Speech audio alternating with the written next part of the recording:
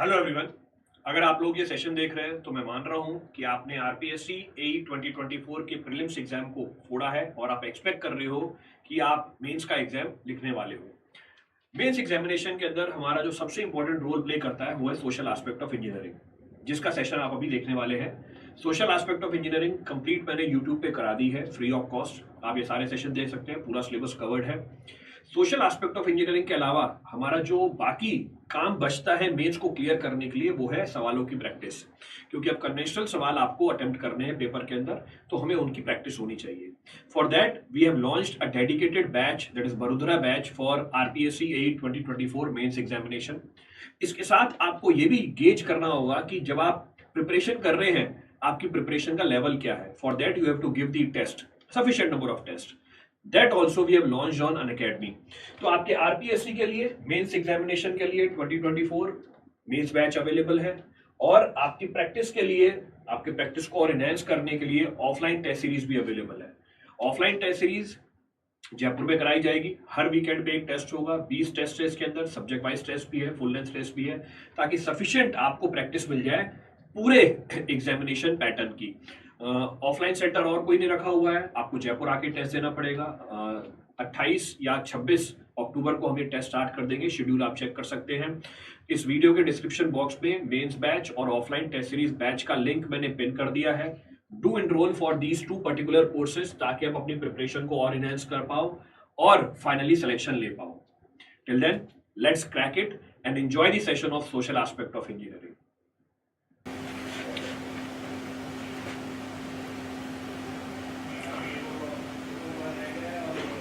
Is audio video clear for all? Good evening, DC maths classes. Raj Parmar clear है? चलो start करते हैं। So will start off the discussion. आज हमारा third part है चैप्टर नंबर 1 का।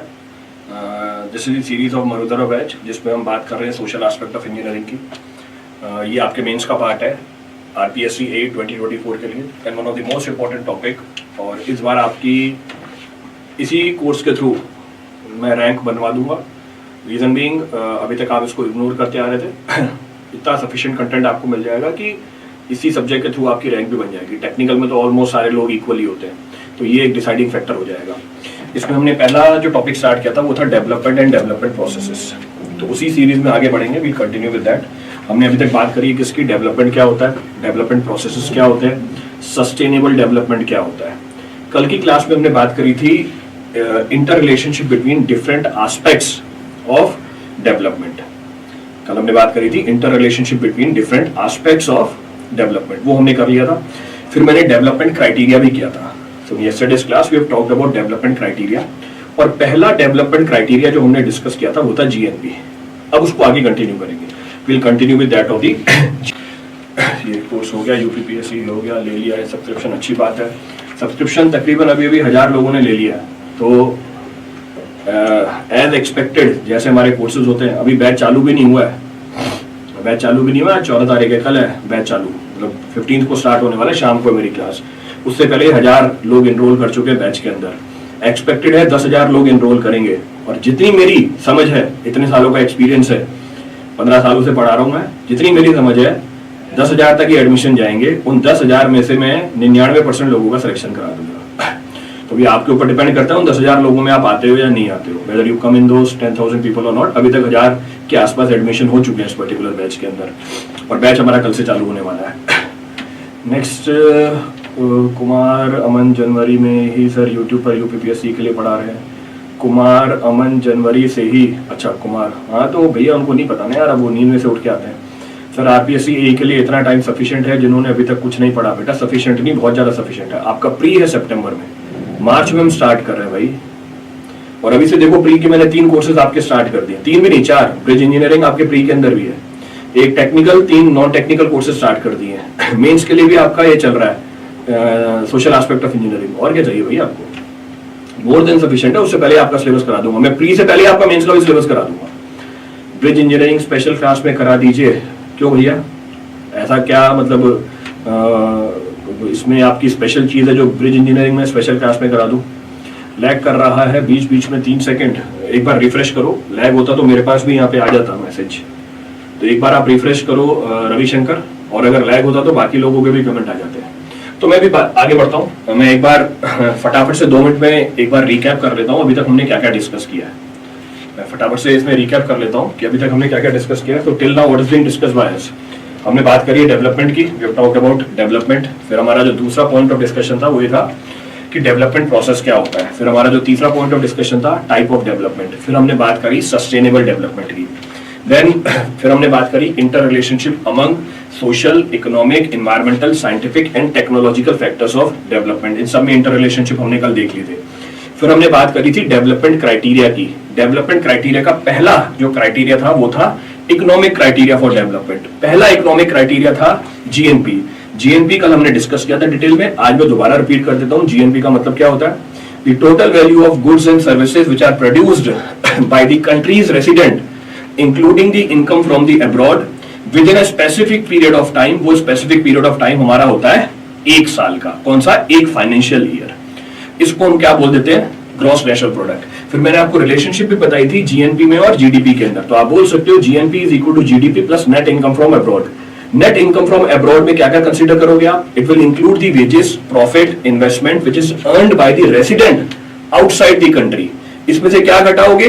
Income which is earned by the foreigners inside the country. जिन foreigners ने इनकम अर्न करी हमारी कंट्री में, उसकी आप वैल्यू को सब्ट्रैक्ट कर दोगे। ये हो जाएगा नेट इनकम फ्रॉम अब्रॉड। यहां पे आके मैंने कल वाली क्लास खत्म करी थी जिसको हमने बोला था GNP, which was being technically termed as GNP. Clear चीज? सर अगर प्लीज पॉसिबल हो जाए तो ब्रिज इंजीनियरिंग यूट्यूब पर करा दीजिए। बेटा देखो, अनअकैडमी कोई सोशल संस्थान नहीं है, मैं कोई बाबा नहीं हूं। अनअकैडमी को अपना बिजनेस देखना है, मेरे को अपना घर बार देखना है, ठीक है ना? तो ये मेरा काम है। तो अगर गधा घास से दोस्ती कर लेगा तो फिर भैया खाएगा क्या? तो ऐसी फालतू बातें मत किया करो भाई। पहले ही कोर्स 5000 के अंदर है, मतलब हद है, मतलब हद होती है इस चीज की भी। 5000 का कोर्स है, उसमें भी सर ये फ्री में करा दो, वो फ्री में करा दो। भाई इससे ज्यादा तो तुम वैसे ही वेस्ट कर देते हो। इसलिए मैंने एक कंपैरिजन भी करके बता दिया। मार्केट में कोर्स 80-80 हजार का मिल रहा है आपको, ये जिसमें बता रहा हूँ क्वालिटी आसपास भी नहीं भिड़ेगी इस कोर्स के।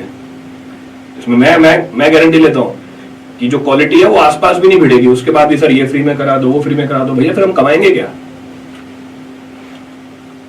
ये बताओ ना, 5000 में आपको कोर्स मिल रहा है, इसके बाद फ्री में भी करा दे, फिर भैया हम कमाएंगे क्या अगर सब कुछ ही फ्री में करा दूंगा मैं? तो मतलब आपके कहने का मतलब ये है कि मैंने 4 साल इंजीनियरिंग करी, फिर उसके बाद 2 साल मास्टर किया, फिर मैंने पीएचडी करी, फिर मैंने आईएम से एमबीए करी, आईएससी से मैंने कोर्स किया एनवायरमेंट के अंदर, ठीक है, फिर मैंने आईएएस क्लियर किया, इतनी मेहनत करके 4थी रैंक लेके आया, गेट में 6ठी रैंक लेके आया। ये सारे पेपर किए किस लिए किए? बाबा बनने के लिए, कि मैं फ्री में पढ़ाऊंगा जाके। ऐसा तो नहीं है ना भाई। जब इतना सब कुछ किया है भैया तो कुछ तो भैया करेंगे ना यार हम भी। बफरिंग हो रही है, बफरिंग हो रही है, एक बार देख लेते हैं भाई। बफरिंग हो रही है, एक मिनट देखता हूँ यार। मेरा तो चल रहा है सही, मेरे सामने भी सेशन चल रहा है, मेरे सामने भी सेशन चल रहा है और सही आ रहा है वीडियो। मैं दोबारा से रिफ्रेश कर देता हूँ, I will refresh it again, but मेरे हिसाब से तो बफरिंग नहीं हो रही है। और सबकी बफरिंग हो रही है क्या भाई? मेरे सामने भी तो यूट्यूब चल रही है। अभी नहीं हो रहा तो पॉसिबल ही नहीं है। मेरे सामने भी तो आपके कमेंट्स आ रहे हैं। अगर बफरिंग हो रही होती तो मेरे को आपको कमेंट्स भी नहीं दिख रहे होते। आपके कमेंट्स दिख रहे हैं, अब नहीं हो रहा है। चलो ठीक है, हम कंटिन्यू करते हैं। तो जहां पर भी हम कल पहुंच चुके थे, wherever we have reached yesterday, अब उसके आगे की बात करते हैं। अब उसके आगे की बात कर रहे हैं। आज हम बात करेंगे किसकी? आज हम बात करेंगे टाइप ऑफ जीएनपी की। तो जीएनपी हमने कल डिस्कस कर लिया था, डिस्कस अबाउट जीएनपी। आज की क्लास में हम बात करेंगे किसकी? टाइप ऑफ जीएनपी की। रिफ्रेश करो बेटा, लैग कर रहा है तो रिफ्रेश करो। मेरे हिसाब से ठीक है, और अगर अभी ठीक नहीं हो रहा तो फिर मेरे को सेशन बंद ही करना पड़ेगा। मेरे पास और कोई ऑप्शन नहीं। I don't have the option available. RRB JEE में आप कौन कौन से सब्जेक्ट लेंगे? अभी मैं स्टार्ट करूंगा सॉइल से। आई will be starting with the soil mechanics. हाँ तो रिफ्रेश करो बेटा, आपका ही इशू है। मेरे तरफ से इशू होता तो मेरे को आपके कमेंट्स भी नहीं दिख रहे होते। मेरे को वीडियो भी दिख रही है अपनी सामने, आपके कमेंट्स भी दिख रहे हैं साथ साथ, तो मेरी तरफ से क्लियर है। अगर आपको नहीं दिख रहा तो आप एक बार रिफ्रेश करो अपने सिस्टम को, refresh your system once.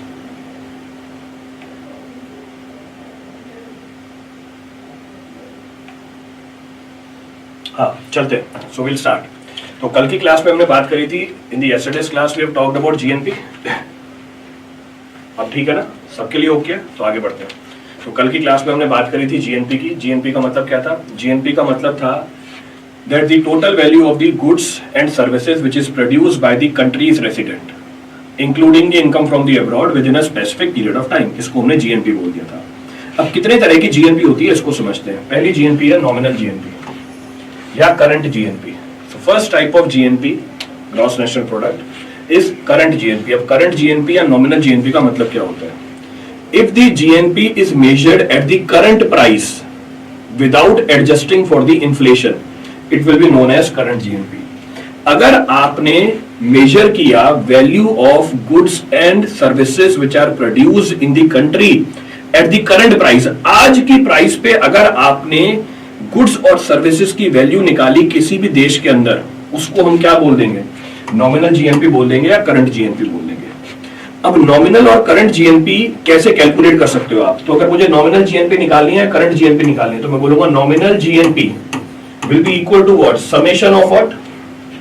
Summation of total quantity of the goods and services. कितनी गुड्स और सर्विसेज प्रोड्यूस हुई, तो कितनी गुड्स या सर्विसेज प्रोड्यूस हुई एक कंट्री के अंदर एक साल में, तो कितनी गुड्स या सर्विसेज प्रोड्यूस हुई, मल्टीप्लाई कर दो किसके साथ? मल्टीप्लाई कर दो किसके साथ? करंट प्राइस के साथ, आज की प्राइस के साथ। तो मैंने इसको मल्टीप्लाई कर दिया करंट प्राइस के साथ। So multiplied with the current price. ऐसे सारे गुड्स और सर्विसेज की आप टोटल वैल्यू निकाल दो। इसे मैं क्या बोल दूंगा? समेशन कर दिया। इसे मैं बोल दूंगा नॉमिनल जीएनपी। जैसे मैं एग्जांपल लेता हूं कि 2024 के अंदर इंडिया की 2024 के अंदर इंडिया की जो नॉमिनल जीएनपी थी वो कितनी थी? 250 lakh crore. 250 lakh crore was the nominal GNP of India in 2024। इसका मतलब ये चीज आपने कैलकुलेट करी किस पे? करंट प्राइस पे, 2024 की प्राइस पे। अब दिक्कत क्या होती है इससे? इससे दिक्कत ये होती है कि आप अलग अलग साल में किसी भी कंट्री की जीएनपी को कंपेयर नहीं कर सकते। क्यों? हर साल कौन चेंज हो जाता है? हर साल इन्फ्लेशन आ जाता है, क्योंकि हर साल ये जो प्राइसेस है ये चेंज हो जाती है गुड्स और सर्विसेज की। Every year the price of goods and services changes because of the inflation। इसका मतलब यह है कि अगर आप 2024 की जीएनपी 2025 से कंपेयर करो, आप कुछ कंक्लूजन नहीं निकाल पाओगे। You will not be able to draw the conclusion। जैसे मैंने एग्जांपल दिया, 2024 में जीएनपी कितनी थी इंडिया की? 250 lakh crore rupees. Let's suppose 2025 में कितनी हो जाती है? 2025 में हो जाती है, लेट्स सपोज ये बढ़ के हो जाती है, अगर मैं इसको बढ़ाऊं तो ये हो जाती है 260 लाख करोड़ रुपीस। तो 2025 में जीएनपी कितनी हो गई? 260 लाख 50 करोड़। तो जरा ये बताना कि हमारे देश ने तरक्की करी या नहीं करी? अगर मैं इस साल का डाटा देखूं तो जीएनपी बढ़ी है, तो क्या हमारे देश ने तरक्की करी या नहीं करी? है इंडिकेटर है डेवलपमेंट का। तो क्या हमारे देश में इकोनॉमिकल डेवलपमेंट हुआ या नहीं हुआ? क्या हमारे देश में इकोनॉमिकल डेवलपमेंट हुआ या नहीं हुआ on the basis of this data? तो 2024 की वैल्यू दे दी, 2025 की वैल्यू दे दी, तो क्या आप इससे ये बता सकते हो इंडिया की इकोनॉमिकल डेवलपमेंट हुई है या नहीं हुई है? जो भी रीजन है, क्यों हुआ है, तो आप बोल रहे हो इंडिया की इकोनॉमिकल डेवलपमेंट हुई है। जरा चेक करके देखना इसके अंदर। So whether the economical development has taken place और नॉट, नहीं बता सकते बेटा, क्योंकि इसमें इन्फ्लेशन हुआ है। 2024-25 के अंदर 10% की इन्फ्लेशन भी थी। 2024-25 में 10% की इन्फ्लेशन भी हुई थी भैया। कहने का मतलब ये है कि जो चीज 2024 में 100 रुपए की थी, वही चीज 2025 में 110 रुपए की हो गई है। तो ये जो आपको वैल्यू बढ़ते हुए दिखी है, ये तो किसकी वजह से बढ़ते हुए दिखी है? इन्फ्लेशन की वजह से बढ़ते हुए दिखी है। जैसे लेट सपोज मैंने एग्जांपल लिया 10% का इन्फ्लेशन है, तो अगर मैं इसमें इसका 10% जोड़ूं, जरा कोई मुझे बताएगा कितना आ रहा है? अगर मैं इसी के अंदर इसका 10% जोड़ दूं, क्या कोई मुझे वैल्यू कैलकुलेट करके देगा कितनी वैल्यू आ रही है? इसको आप मल्टीप्लाई कर दो, 250 को मल्टीप्लाई कर दो 1.1 से, जरा मुझे वैल्यू बताना कितनी आ रही है? तो 250 multiplied by 1.1 is coming out to be how much? ये आ रही है 275। तो 10% इन्फ्लेशन था। अगर 10% इन्फ्लेशन था 2025 में, तो जीएनपी कितना हो जाना चाहिए था? 275 हो जाना चाहिए था। भैया आ कितना रहा है? 260। तो आप तो बोल रहे हो देश में इकोनॉमिकल डेवलपमेंट हुई है। डेवलपमेंट नहीं हुई, पीछे चला गया भाई देश हमारा। तो इसका मतलब ये आपका रियल इंडिकेटर नहीं है। तो अगर मैं 10% इन्फ्लेशन भी कंसीडर करूं, ये वैल्यू तो कितनी होनी चाहिए थी? 275 होनी चाहिए थी। तो अगर इकोनॉमिकल डेवलपमेंट होती, जीएनपी की वैल्यू तो 275 से भी ज्यादा आनी चाहिए थी। आ कितनी रही है? 275 से कम आ रही है। इसका मतलब इस बार इंडिया के अंदर जो गुड्स और सर्विसेज की वैल्यू है वो तो कम हो गई। It means GNP is reduced. तो ये बात हम देख के क्यों नहीं बता पाते? क्योंकि इसमें हमने किसको कंसीडर नहीं किया? इन्फ्लेशन को कंसीडर नहीं किया। कोई सा ही पॉइंट रिपीट करना उसमें से? Any of the point to be refer from this for anyone? Can't say rate difference या गुड प्रोड्यूस डिफरेंस हुआ है। बिल्कुल बता दिया ना कि यहाँ पे इन्फ्लेशन कंसीडर नहीं किया हुआ है। तो ये रियल इंडिकेटर नहीं होता हमारी इकोनॉमिक ग्रोथ का। आप अलग अलग सालों के अंदर जीएनपी को यूज नहीं कर सकते कंपैरिजन के लिए। क्लियर है? तो फिर भैया फिर किसको यूज करें? फिर आप मदद लोगे किसकी? कांस्टेंट जीएनपी की या रियल जीएनपी की। ये आपके लास्ट ईयर के पेपर में आया है। ये सवाल आपके लास्ट ईयर के पेपर में आया है। Explain GNP at current prices. पहला सवाल था 8 नंबर का। What do you mean by GNP at current price? ये बताना था आपको। देखो ये 4 लाइनें लिखनी थी, 1.5 नंबर आपको मिल जाएगा। खत्म। तो मैंने नोट्स भी ऐसे बना रखे हैं कि आप टू दी पॉइंट 4 बातें बता के आओ, आपको नंबर पूरे मिल जाएंगे वहां पे। तो भैया फिर हम किसे कंसीडर करें? हम कंसीडर करेंगे रियल जीएनपी को। रियल जीएनपी का मतलब constant GNP. So if the measured GNP is adjusted for the inflation to reflect the real purchasing power, it will be known as what? Constant GNP. तो अगर आप GNP को adjust करो किसके लिए? इन्फ्लेशन के लिए। मैं इसको क्या बोल दूंगा? मैं इसको बोल दूंगा कांस्टेंट जीएनपी। तो लेट्स सपोज हमारी इन्फ्लेशन कितनी थी? हमारी इन्फ्लेशन थी 10%। हमारी इन्फ्लेशन थी 10%। इसका मतलब यह है कि जो चीज 2024 में 100 रुपए की थी, आज वो कितनी हो गई है? 110 रुपए की हो गई है। तो अगर वो 110 रुपए की हो गई है, इसका मतलब इन्फ्लेशन का परसेंटेज कितना है? 10% है। तो इसमें 110 को क्या बोलूंगा मैं? इसको 10 को बोलूंगा प्राइस इंडेक्स।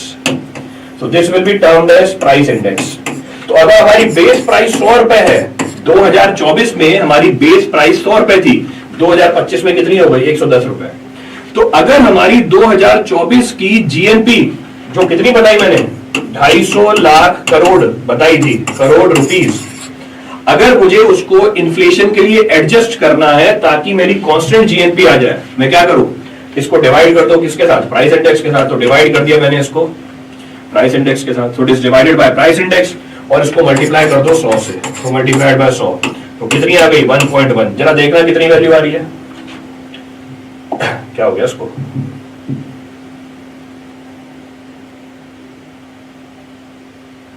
भगवान, हाँ कैलकुलेट करके बताना कितना आ रहा है। What is the value coming out? तो हमारी जो वैल्यू निकल के आ रही थी ये 260, सॉरी 260 थी हमारी। 2025 में 260 वैल्यू थी। तो 260 डिवाइड बाय 1.1, जरा कोई मुझे बताएगा ये कितना आ रहा है? 260 divide by 1.1, what is the value coming out? अगर मैं 260 को 1.1 से डिवाइड करूं, क्या वैल्यू निकल के आ रही है? What is the value coming out? अगर हम 260 को डिवाइड करते हैं 1.1 से, क्या वैल्यू निकल के आ रही है? तो 2025 का डाटा ही है। This is the data of 2025। फटाफट से यार, इनको डिवाइड करने में भी मौत पड़ती है। तो अगर मैं वैल्यू निकालूं 260 डिवाइड बाय 1.1, इतना टाइम थोड़ी होता है, 236। तो it comes out to be 236। इसका मतलब 2025 में आपकी जीएनपी कम हो गई है। 2024 में कितनी थी? 250। अब कितनी हो गई है घट के? 236। इसका मतलब आपकी कंट्री क्या कर रही है? इकोनॉमिकली डेवलप नहीं कर रही है, पीछे जा रही है। तो इसका मतलब यह है कि जीएनपी अगर कांस्टेंट प्राइस पे निकालो, ये ट्रू इंडिकेटर होता है किसका? इकोनॉमिक ग्रोथ का। तो पीछे वाली जीएनपी क्या थी? रियल जीएनपी नहीं थी। पीछे वाली जीएनपी क्या थी? नॉमिनल जीएनपी थी या करंट जीएनपी थी, जो आपने करंट प्राइस पे निकाली।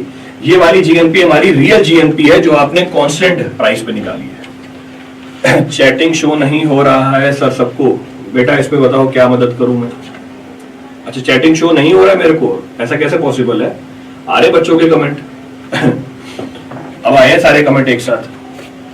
तो it helps to compare what? It helps to compare the economic growth across the year.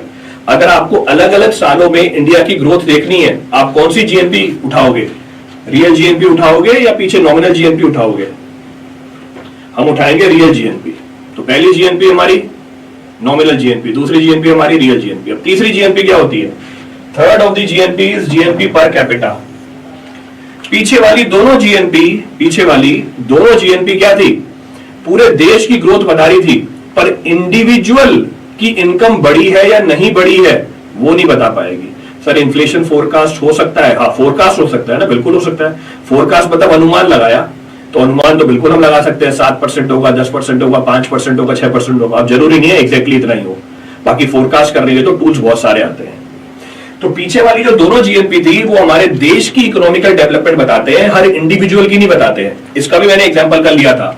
हो सकता है एक देश दूसरे देश से ज्यादा इकोनॉमिकली डेवलप्ड हो जीएनपी के रिस्पेक्ट में, पर उसकी पर कैपिटा इनकम क्या हो? कम हो। ऐसा कब पॉसिबल होगा? कुछ लोग देश के अंदर बहुत अमीर है, बाकी मेजोरिटी जनता क्या है? गरीब है।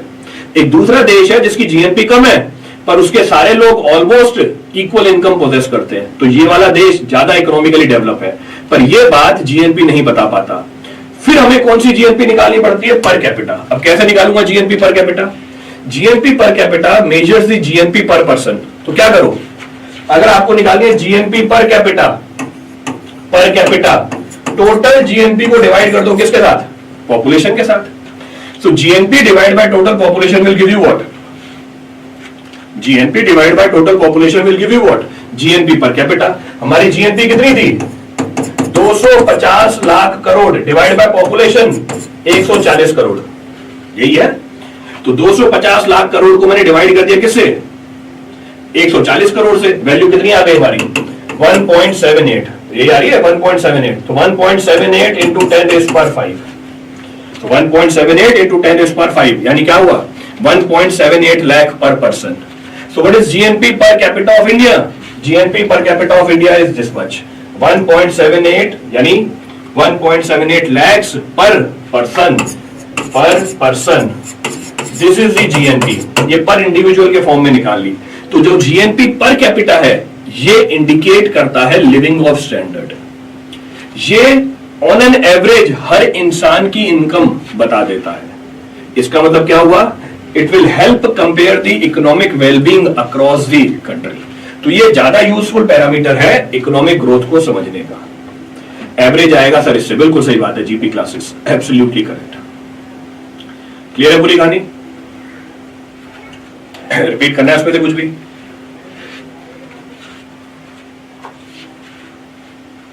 क्लियर है? तो आपने जो पीछे जीएनपी निकाली है, whatever GNP we have computed, ध्यान रखना ये जो भी जीएनपी हमने कैलकुलेट कर रखी है ये किस पे निकाल रखी है? मार्केट प्राइस पे निकाल रखी है, करंट मार्केट प्राइस पे। और जब ये हम जीएनपी निकालते हैं मार्केट प्राइस में, इसमें टैक्सेस भी लगे होते हैं, इसमें टैक्सेस और सब्सिडीज भी लगी होती है। तो it will include taxes and subsidies, क्योंकि ये टोटल वैल्यू है हमारे गुड्स और असेट्स की। अगर आप इसमें से टैक्सेस और सब्सिडीज हटा दो तो एक और जीएनपी निकल के आता है। So there is one more GNP which can be referred. तो मैं एक और जीएनपी को मेंशन कर सकता हूं यहां पे। तो अभी तक जो मैंने जीएनपी लिखी थी वो मार्केट प्राइस पे लिखी थी, it was at market price. अगर मैं जीएनपी निकालूं किस पे? If I calculate GNP without considering the taxes, मैं बोल दूंगा जीएनपी एट फैक्टर कॉस्ट। एक और पैरामीटर निकल के आ गया। एक्चुअल कैसे पता करेंगे? क्या चीज? पूरी स्टेटमेंट लिखा करो, पूरी स्टेटमेंट लिखा करो। तो जीएनपी एट फैक्टर कॉस्ट। अब जीएनपी एट फैक्टर कॉस्ट कैसे निकालोगे? जो आपने जीएनपी निकाली मार्केट प्राइस पे, जो आपने जीएनपी निकाली मार्केट प्राइस से, इसमें से क्या घटा दो? इसमें से आप टैक्सेस घटा दो, subtract the taxes from it. अगर आपने इसमें से टैक्सेस घटा दिए और क्या जोड़ दी? सब्सिडीज जोड़ दी, और सब्सिडीज जोड़ दी, आपको जीएनपी मिल जाएगी फैक्टर्ड कॉस्ट पे। You get the GNP eight factor cost. इसका मतलब इसमें क्या इंक्लूडेड नहीं है? इसमें टैक्सेस और सब्सिडीज इंक्लूडेड नहीं है। इसका मतलब जो रियल वैल्यू है हमारे एसेट की वो यही है। This is the real value of our goods and services. GNP per capita individual wise कैसे level of standard of people indicate करता है? एवरेज लेवल ऑफ बताएगा ना भैया। तो जीएनपी पर कैपिटा मतलब एवरेज निकाल लिया भैया। आपकी क्लास में आपके स्कूल में 2 क्लासें हैं, आपके स्कूल में 2 क्लासें हैं, इसमें भी 100 बच्चे हैं, इसमें भी 100 बच्चे हैं। तो मुझे कैसे पता करना है कि कौन सी क्लास में ज्यादा होशियार बच्चा है? अरे भैया दिनेश, आपने बहुत परफेक्ट एग्जांपल दिया, आपने बहुत परफेक्ट डाउट पूछा। 2 क्लासें हैं, 2 क्लास में 100 बच्चे हैं, मुझे पता करना है कौन सी क्लास में ज्यादा अच्छे बच्चे हैं। मैं क्या करूंगा? इनका एवरेज स्कोर निकाल लूंगा। इनसे एक पेपर लिया, इनसे 100 बच्चों से पेपर लिया, यहां पे एवरेज नंबर आए 95, यहां पे एवरेज नंबर आए 80। कौन से ज्यादा होशियार बच्चे हैं? भैया वो ज्यादा होशियार बच्चे हैं। इसका मतलब यह है कि यहां पे कोई बच्चा फेल नहीं हुआ, नहीं यहां पर भी फेल हुआ है, यहां पर भी फेल हुआ है, पर वहां पर कंपैरेटिवली ज्यादा होशियार बच्चे हैं। तो ये इसी को तुम एवरेज बोलते हैं। तो मैंने एक एवरेज वैल्यू कैलकुलेट कर ली, और इसी का परफेक्ट एग्जांपल है आपका गेट के एग्जाम में नॉर्मलाइजेशन। भाई होता तो है नॉर्मलाइजेशन। अब नॉर्मलाइजेशन का मतलब क्या? 2 टाइम पे आपका पेपर हुआ, एक मॉर्निंग शिफ्ट हुई, एक इवनिंग शिफ्ट हुई। मॉर्निंग शिफ्ट में भी एवरेज नंबर निकाले, इवनिंग शिफ्ट में भी एवरेज नंबर निकाले, और नॉर्मलाइज करके मार्क्स दे दिया आपको। तो कैसे पता चलता है कौन सा पेपर मुश्किल था? जहां पर एवरेज नंबर कम, भैया वो पेपर मुश्किल, जहां पे एवरेज नंबर ज्यादा, वो पेपर आसान। तो भैया एवरेज पता था तो है मुझे, तो वैसे मैंने एवरेज इनकम निकाली है। पर पर्सन एक्चुअल जीएनपी कैसे पता करेंगे? पर पर्सन एक्चुअल जीएनपी कैसे पता करेंगे? जीएनपी को डिवाइड कर दो पॉपुलेशन से। तो एवरेज जीएनपी पर पर्सन कैसे निकालेंगे? निकाला ना पीछे, जीएनपी को डिवाइड कर दिया पॉपुलेशन से, आ गई आपकी एवरेज जीएनपी। तो GNP per capita, GNP per capita individual wise कैसे level of standard of people indicate करता है? हाँ, तो भैया average level of standard of people indicate करता है। जैसे इंडिया, यहां पे आप निकालोगे जीएनपी पर कैपिटा, निकल के आएगी भैया 1000-2000 रुपए। यूरोपियन कंट्री, वहां पे निकल के आएगी 20,000 रुपए। तो वहां लेवल ऑफ स्टैंडर्ड अच्छा है ना लोगों का, यहाँ लेवल ऑफ स्टैंडर्ड पुअर है, तो एवरेज वैल्यू पता चल गई आपको। पर ऐसा हो सकता है इंडिया की जीएनपी किसी यूरोपियन कंट्री की जीएनपी से ज्यादा हो। क्यों? भैया इंडिया में पॉपुलेशन ज्यादा है ना, प्रोडक्ट और सर्विसेज ज्यादा प्रोड्यूस हो रही है, पर पॉपुलेशन ज्यादा है, इसलिए एवरेज जीएनपी क्या हो जाती है? कम हो जाती है। Average GNP is reduced. Per capita GNP last year to current year comparison with consideration of inflation का बेस पैरामीटर भी कांस्टेंट जीएनपी पॉपुलेशन से होगा। बिल्कुल। तो अगर आप अब कौन सी जीएनपी निकाल रहे हो? कांस्टेंट, यानी रियल जीएनपी या नॉमिनल जीएनपी। तो ये जीएनपी कोई सी भी हो सकती है। अब ये आपके ऊपर इच्छा करती है, भैया कंपैरिजन करना है आपको अलग अलग साल के अंदर, तो यहाँ पे आपको कौन सी लेनी पड़ेगी? रियल लेनी पड़ेगी। आपको अलग अलग साल में कंपेयर नहीं करना, आप कौन सी ले सकते हो?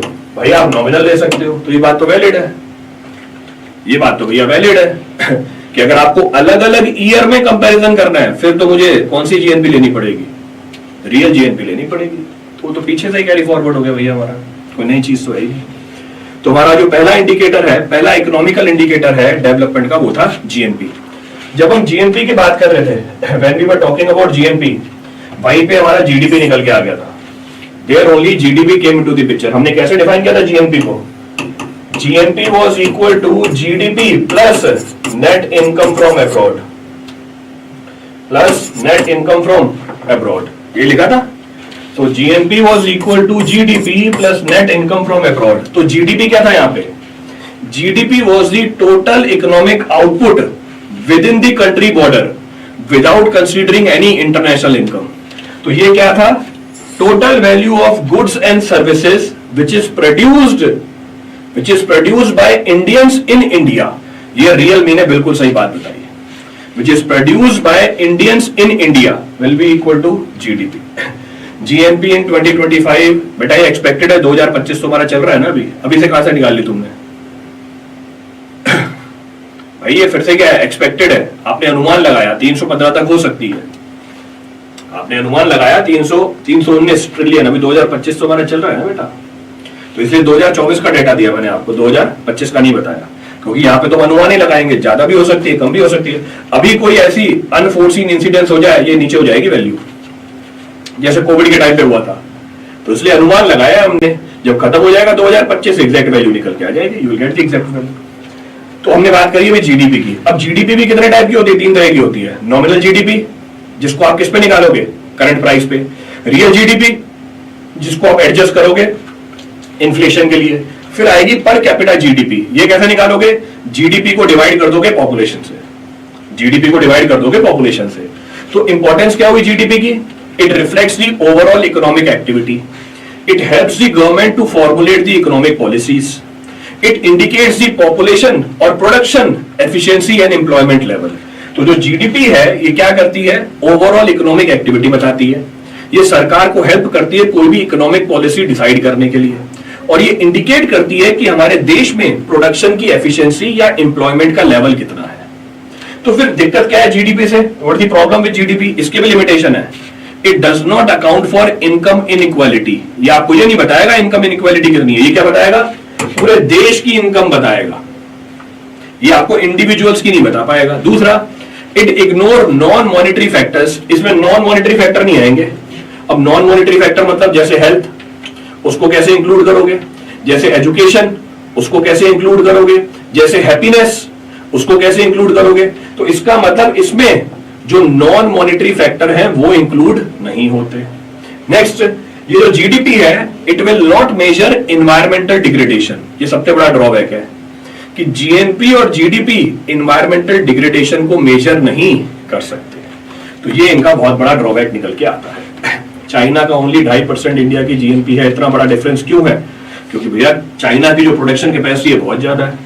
The production capacity of China is huge, it is the total value of goods and services. पूरे विश्व का गुड चाइना में बनता है, पूरे विश्व को सर्विस चाइना देता है, तो उनकी जो वैल्यू है गुड्स एंड सर्विसेज की बहुत ज्यादा है। तो इतना डिफरेंस क्यों है ये भैया इसका? इंडिया में देख लो आप, इंडिया में स्टेट के अंदर आपको इतना डिफरेंस मिल जाएगा। इंडिया में अगर स्टेट उठाओगे ना, एक स्टेट आपको दूसरी स्टेट से बहुत आगे मिलेगा। बफरिंग कर रहा है एनीवन फेसिंग? यार बफरिंग कर रहा है तो क्या करूं? बंद ही करना पड़ेगा मुझे, और कोई ऑप्शन नहीं है। अगर बफरिंग कर रही है तो I have to switch it off, और कोई ऑप्शन नहीं है। देखता हूँ नेटवर्क कौन सा पकड़ा हुआ है इसमें। नेटवर्क तो सही पकड़ा हुआ है। बफरिंग कर रहा तो ठीक है, बंद कर देता हूँ क्लास को, मैं कल करेंगे continue. If it is buffering so I will switch off the class, क्योंकि और कोई है नहीं मेरे पास ऑप्शन इसका। क्योंकि अगर मैं बफरिंग में पढ़ाऊंगा आपको समझ में नहीं आएगा, ये बात तो मुझे भी समझ में आती है, क्योंकि बीच में इंटरफेरेंस आती है तो पूरा मजा ही खराब हो जाता है क्लास का। तो अगर बफरिंग ज्यादा ही हो रही है तो I will turn off the class, कल इसको कंटिन्यू कर लेंगे, विल कंटिन्यू टुमारो। भाई तुम्हें नहीं हो रहा, वो बाकी लोगों को पूछो ना, बीच बीच में हो रहा है। तुम तो बोल रहे हो ठीक है, पर बाकी लोग तो बोल रहे हैं बीच बीच में सही चल रहा है सर। चलो ठीक है, तो हमारा पहला इकोनॉमिक इंडिकेटर था जीएनपी, दूसरा इकोनॉमिक इंडिकेटर था जीडीपी। तो second economic indicator is GDP. Third economic indicator है हमारी पर कैपिटा इनकम।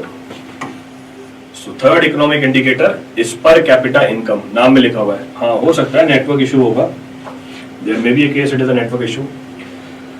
हाँ, तो पर कैपिटा इनकम नाम में लिखा हुआ है। So per capita income is the total national income divided by the population. अब क्या करो, टोटल नेशनल इनकम को डिवाइड कर दो पॉपुलेशन से, ये आपको पर कैपिटा इनकम बताएगी। तो ये इंडिकेटर है इकोनॉमिक डेवलपमेंट का। It helps to compare the living standard across the country. अलग अलग देशों के लिविंग स्टैंडर्ड को कंपेयर करने के लिए हम क्या यूज करते हैं? पर कैपिटा इनकम यूज करते हैं। कैसे निकालोगे पर कैपिटा इनकम? इसको निकालने के लिए आप टोटल नेशनल इनकम निकालो। So total national income divide by the population, ये आपको क्या बता देगी? पर कैपिटा इनकम बता देगी। इट विल इंडिकेट दी पर कैपिटा इनकम। नहीं सर सही है, बीच बीच में हो रहा है, बट सर अभी सही है। ठीक है चलो, तो इंपॉर्टेंस क्या है पर कैपिटा इनकम की? What is the importance of per capita income? पहला, higher per capita income generally indicates better living standard. अगर हायर पर कैपिटा इनकम है, on an average living standard क्या होगा? अच्छा होगा। नेक्स्ट पॉइंट क्या है? Used by international organisation to classify the countries. जो इंटरनेशनल ऑर्गेनाइजेशन है पर कैपिटा इनकम को यूज करते हैं कंट्री को क्लासिफाई करने के लिए। कंट्री को क्लासिफाई मतलब high income, middle income, low income. Next, ये हेल्प करता है हमारी परचेजिंग पावर और इकोनॉमिक वेलबींग को जज करने में। तो अगर पर कैपिटा इनकम अच्छी है तो परचेजिंग पावर ज्यादा होगी, इकोनॉमिक वेलबींग अच्छा होगा उस देश का। पर इसके ड्रॉबैक क्या है पर कैपिटा इनकम के? It does not reflect the income distribution. ये आपको इनकम डिस्ट्रीब्यूशन नहीं बताएगा, एवरेज इनकम बता देगा पर इनकम डिस्ट्रीब्यूशन नहीं बताएगा कि हर इंसान के पास एक्चुअल में कितनी इनकम है, ये नहीं पता चलेगी। तो it does not reflect the income distribution. दूसरा, it also ignores the non economic factor. इसमें भी नॉन इकोनॉमिक फैक्टर नहीं आएंगे क्योंकि आपने क्या लिया है? नेशनल इनकम लिया है, यानी जो चीज पैसों के टर्म में आप तोल सकते हो बस वही आएगी। जिस चीज को पैसे के टर्म में नहीं तोल सकते, जैसे हेल्थ, जैसे हैप्पीनेस, जैसे एजुकेशन, जैसे एनवायरमेंट, वो इसके अंदर नहीं आएगा। That will not be considered. So it will ignore all the non economical factors. तो ये ड्रॉबैक है इसकी। तो पहला इकोनॉमिक डेवलपमेंट का इंडिकेटर जीएनपी, दूसरा जीडीपी, तीसरा पर कैपिटा इनकम। क्लियर है? So third of the parameter is per capita income. अब तीसरा क्या है हमारा? तीसरा है हमारा, चलो सॉरी, चौथा है हमारा physical quality of life index. Again very important, physical quality of life index. देखो नाम में लिखा हुआ है। अब आपको क्या करना है? फिजिकल क्वालिटी को मेजर करना है इसके अंदर। अब आप बोलोगे सर ये फिजिकल क्वालिटी ऑफ लाइफ ये तो हमने कभी सुना ही नहीं, जीडीपी जीएनपी तो सुने हैं, इसके ऊपर सवाल मिलेगा। As this per capita income के अकॉर्डिंग तो अंबानी की पर कैपिटा इनकम एंड नॉर्मल इंसान के पर कैपिटा इनकम सेम हो जाएगी। That's not true. रियल में यही तो मैंने ड्रॉबैक बताया। दैट्स नॉट ट्रू, यही मैंने बोला कि इसका ड्रॉबैक है कि पर कैपिटा इनकम की डिस्ट्रीब्यूशन नहीं बताता। यही तो उसका ड्रॉबैक है कि on an average living standard बता देगा पर इनकम की डिस्ट्रीब्यूशन नहीं बताएगा। आते हैं अगले पॉइंट पे। अगला पॉइंट क्या है हमारा?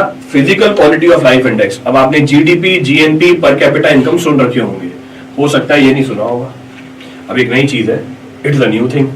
क्या है भैया physical quality of life index?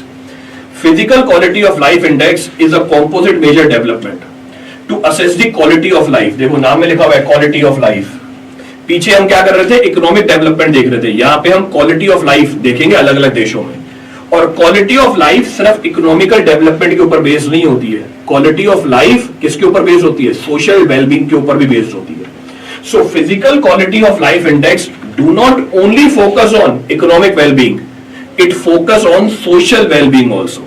यहां पे हम सोशल वेलबींग को भी कंसिडर करेंगे। अब वो पूछेगा ये नाम, ये जो टर्म है किसने कॉइन करी? जैसे आपके पेपर में एक सवाल आया हुआ था। क्या सवाल आया हुआ था? हाँ, 3 लोगों के नाम बताओ, 3 साइंटिस्ट के नाम बताओ जिसको भारत सरकार ने भारत रत्न दिया। तो ऐसे सवाल भी आए हुए हैं आपके पेपर के अंदर। तो बोलेगा भैया ये टर्म किसने कॉइन किया? ये टर्म कॉइन किया मॉरिस डी। मॉरिस के अंदर ये जो टर्म है कॉइन किया किसने? मॉरिस डी ने। तो ये है मॉरिस डी, ये लिखा हुआ मॉरिस डी। तो मॉरिस डी ने ये टर्म निकाली थी physical quality of life index. अब इसके 3 कंपोनेंट होते हैं। There are 3 components of physical quality of life index. पहला component life expectancy at the age of 1। Life expectancy का मतलब क्या हुआ? लाइफ एक्सपेक्टेंसी का मतलब क्या हुआ? आप कितने साल जियोगे। तो पहले साल के बाद आप कितने साल जियोगे वो हम कंसीडर करेंगे यहां पे। इसका मतलब ये आपको किसकी जानकारी देगा? ओवरऑल हेल्थ और मेडिकल केयर फैसिलिटी की जानकारी देगा। अगर लाइफ एक्सपेक्टेंसी ज्यादा है किसी देश की, इसका मतलब वहां पे हेल्थ इंफ्रास्ट्रक्चर अच्छा है। दूसरा फैक्टर है यहाँ पे infant mortality rate. Infant mortality rate मतलब पर 1000 बच्चे जो पैदा होते हैं उस पर कितने बच्चे मर जाते हैं, इसको हम बोलते हैं इन्फेंट मोर्टेलिटी रेट। फिर तीसरा है हमारा लिटरेसी रेट। लिटरेसी रेट मतलब कितने परसेंटेज लोग एक पर्टिकुलर देश में पढ़ सकते हैं और लिख सकते हैं। कितने पर्टिकुलर लोग एक देश में पढ़ सकते हैं या लिख सकते हैं। तो physical quality of life index 3 parameter consider करता है। सवाल आएगा इसके ऊपर। पहला लाइफ एक्सपेक्टेंसी, दूसरा इन्फेंट मोर्टेलिटी, तीसरा लिटरेसी रेट। क्लियर है? अभी जो 3 फैक्टर है हमारे, इन तीनों फैक्टर को आप वैल्यू दोगे 0 से लेके 100 के बीच में। इन तीनों फैक्टर को आप क्या दोगे? एक वैल्यू दोगे 0 से लेके 100 के बीच में। जो वर्स्ट परफॉर्मर है इन तीनों में से उसको आप बोलोगे 0। जो बेस्ट परफॉर्मर है इन तीनों के बीच में उसको आप बोलोगे 100। और जो इंटरमीडिएट परफॉर्मर है उसको आप वैल्यू दोगे 0 से लेके 100 के बीच में।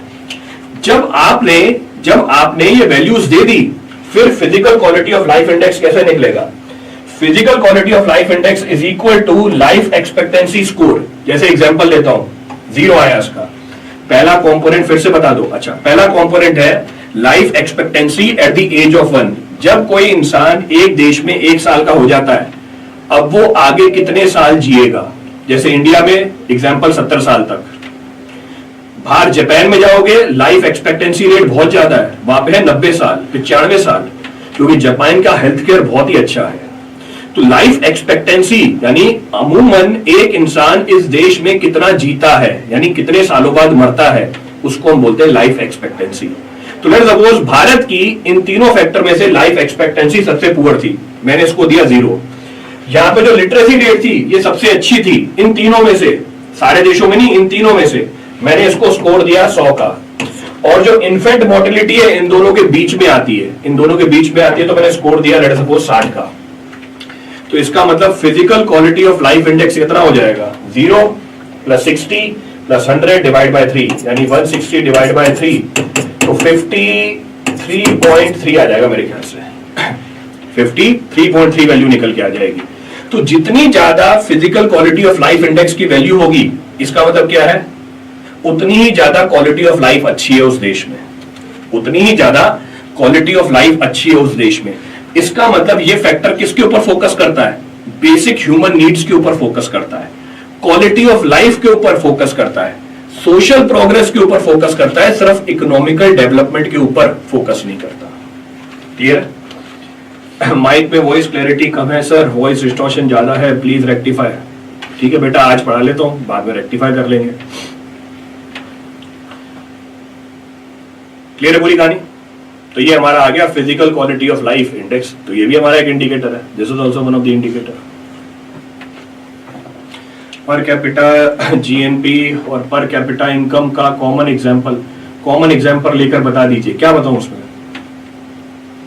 पर कैपिटा जीएनपी और पर कैपिटा इनकम का कॉमन एग्जांपल लेके बताऊं, कॉमन एग्जांपल लेके क्या बताऊं, अरे तो बताओ।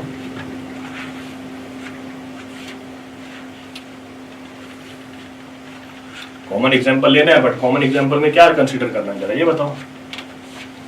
मैं आपको 1 घंटा बोलता हूं, उसके बाद भी आपको डाउट आता है, आप सिर्फ 4 वर्ड लिखते हो। अब 4 वर्ड लिखने पे मुझे क्या समझ में आएगा? आप बस 4 वर्ड लिख दोगे, मुझे नहीं समझ में आया आपका डाउट। अपना डाउट भी क्लियर करके लिखो, तभी मैं क्लियरली बता पाऊंगा आपको। Then only I will be able to clearly explain it.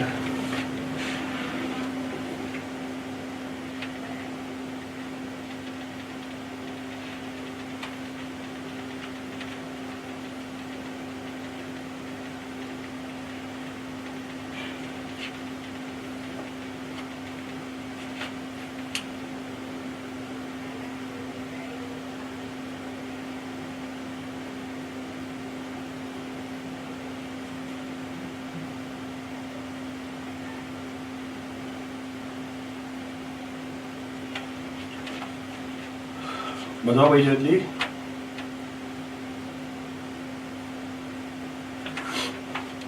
गायब।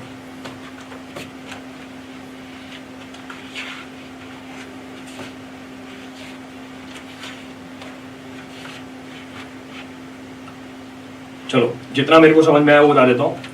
ग्रॉस नेशनल इनकम और जीएनपी में कितना फर्क होता है, उस पर डिफरेंस बता देता हूँ। बाकी पॉपुलेशन तो आपको पता ही है, तो आप ये बोल सकते हो gross national income is equal to gross national product.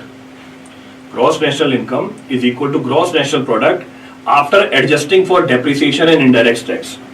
So after adjusting for tax and depreciation, तो जो ग्रॉस नेशनल इनकम होती है वो ग्रॉस नेशनल प्रोडक्ट के बराबर ही होती है जब आपने किसका एडजस्टमेंट लगा दिया, डेप्रिसिएशन और इनडायरेक्ट टैक्स का एडजस्टमेंट लगा दिया। कहने का मतलब यह है कि जीएनपी किसको मेजर करती है, टोटल प्रोडक्शन को मेजर करती है, पर ग्रॉस नेशनल इनकम में total income which is earned by the national including the taxes, depreciation and subsidies, इसमें सारी चीजें इंक्लूडेड होती है। तो जब मैं ये बोलता हूं कि मेरी इनकम 100 रुपए है, अब इस 100 रुपए के अंदर मेरी रियल इनकम 100 रुपए नहीं है, इस 100 रुपए के अंदर टैक्स भी लगे हुए हैं, इस 100 रुपए के अंदर सब्सिडी भी लगी हुई है, इस 100 रुपए के अंदर कुछ ना कुछ डेप्रिसिएशन भी है।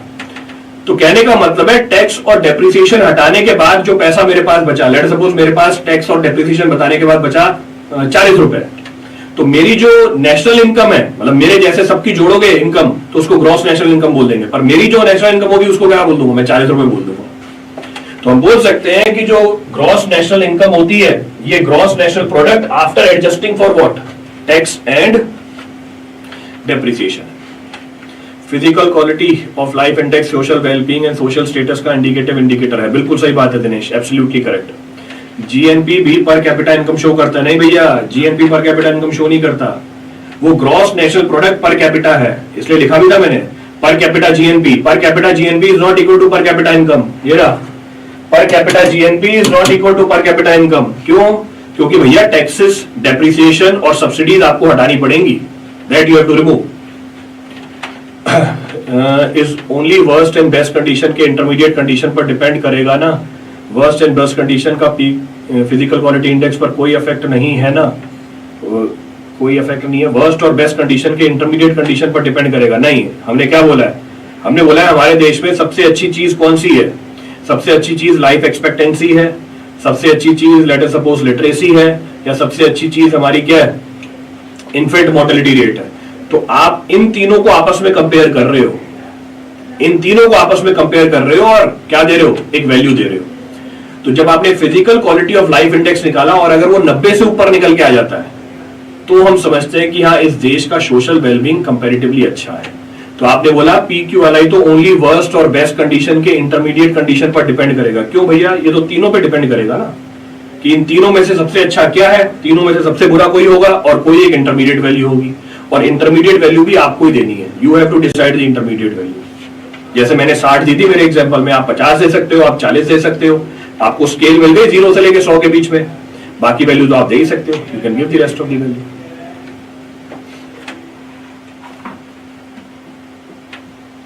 चलो ठीक है, तो सफिशिएंट है भैया आज के लिए। जीएनपी हाँ ये वाला भी हो गया, पर कैपिटा वाला, नेशनल इनकम वाला भी हो गया, और कोई डाउट नहीं है? No other doubt is there. तो समाज